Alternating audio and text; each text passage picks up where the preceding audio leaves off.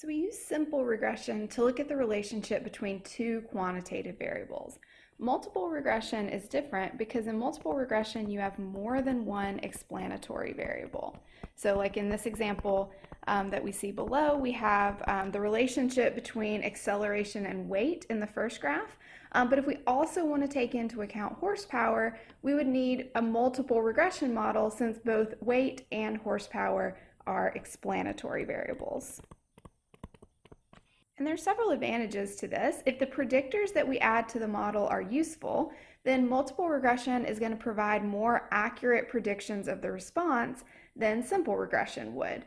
So if you have more accurate predictions, that means you're going to have a higher R squared, right? More of the variability in the response is going to be explained. You're also going to have a smaller root mean square error. So remember, root mean square error is about the size of the residuals. And you can see that here in this graph. If you include horsepower, separate regression lines for each level of horsepower, you're getting much smaller residuals than if you use just one line to relate weight and acceleration. Another big benefit of multiple regression is that it allows us to control for confounding variables, or sometimes we say hold other variables constant. So basically what it means to hold other variables constant is that instead of looking at the relationship overall, looking at, say, just the relationship between weight and acceleration and ignoring everything else, we can break it down by different levels of horsepower. So like in this one, there's a negative relationship between weight and acceleration overall. So in a simple regression model, you would have a negative slope. But after breaking it down by horsepower, holding horsepower constant, now we actually see that within each level of horsepower, there's a positive relationship. So the slope for weight would be positive in a multiple regression model. So it kind of seems like a technicality, holding other variables constant, but it really isn't. It can totally change the relationship after you take into account other variables. So when we interpret the slope and the intercept, it's important to remember that we're dealing with multiple predictors. So it starts off the same. The interpretation of the slope would be the predicted change in y for each additional unit of x.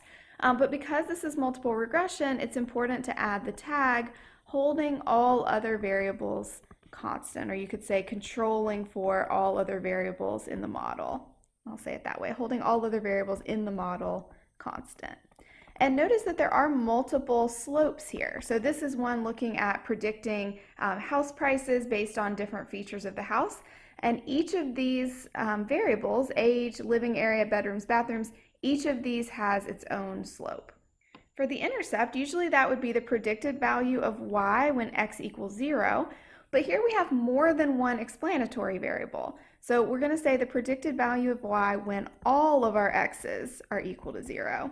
And I will say that a lot of the time, the intercept in multiple regression doesn't end up being meaningful because you would have to have all of your explanatory variables set to 0. And in many cases, that just doesn't make sense. I mean, you can't have a house that has 0 living areas, 0 bedrooms, 0 bathrooms, for example.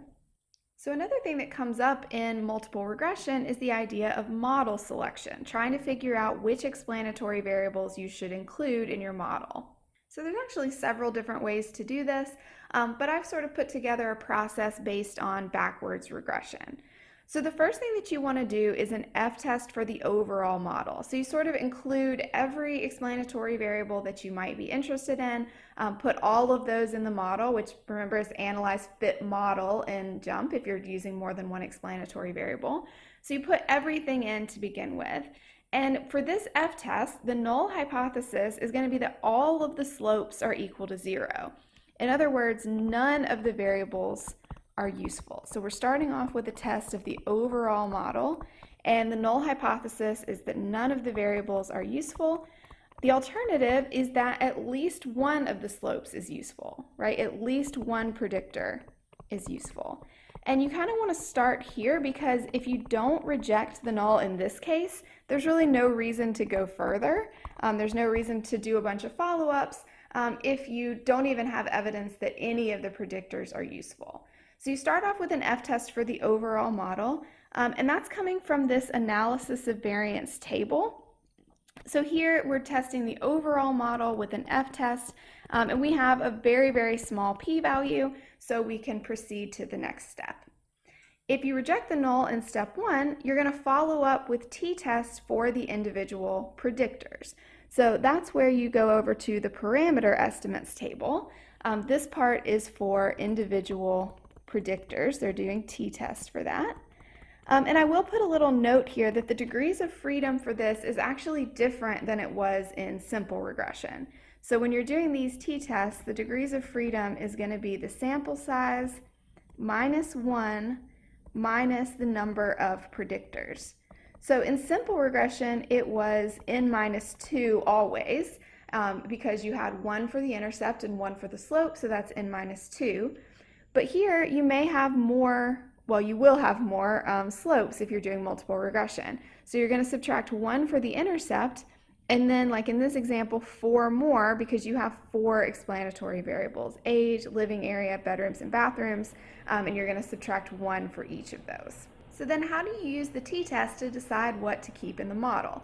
If any of the variables have p-values that are greater than your alpha, whatever alpha you set, then you're going to remove the single variable with the largest p-value. So just to emphasize here, you only remove one variable at a time, just the one with the largest p-value. And the reason is because if you take out one variable, the other p-values can change. So we want to be really careful, just remove one variable at a time, just the one with the largest p-value.